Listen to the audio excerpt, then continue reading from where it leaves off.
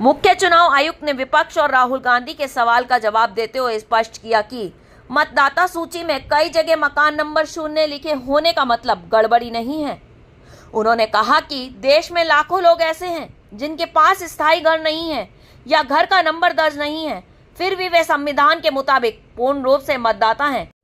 उन्होंने कहा, मतदान के लिए पता ज्यादा जरूरी नहीं है, मतदान के लिए नागरिकता होनी जरूरी है।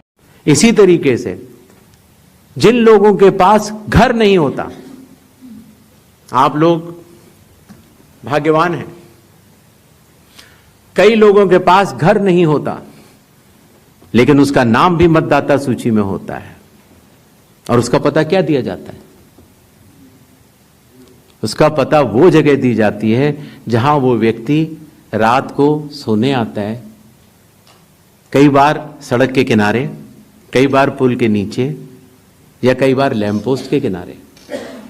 और फिर अगर यह कहा जाए कि वो फर्जी मतदाता है, ये हमारे गरीब मतदाताओं, बहनों, भाइयों और बुजुर्गों के साथ एक बहुत बड़ा खिलवाड़ है। 0 नंबर। आपको पता है इस देश में करोड़ों लोगों के घरों के पते के आगे 0 नंबर है। क्यों? क्योंकि पंचायत, म्यूनिसिपैलिटी, जिस घर में वो रहते हैं उन्होंने उनका नंबर नहीं लिया।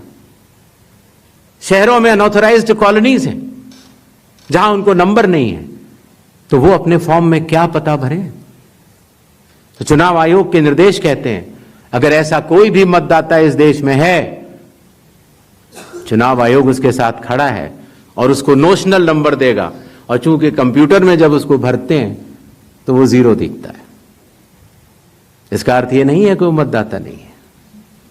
मतदाता बनने की शर्तों में आपका पता इतना अनिवार्य नहीं है जितनी कि आपकी नागरिकता और आपके 18 वर्ष की आयु पूरा होना और जितना कि आप उस बूथ के आजू बाजू में रहते हैं। इन अनिवार्यताओं के तहत ही आपका वोट बनता है।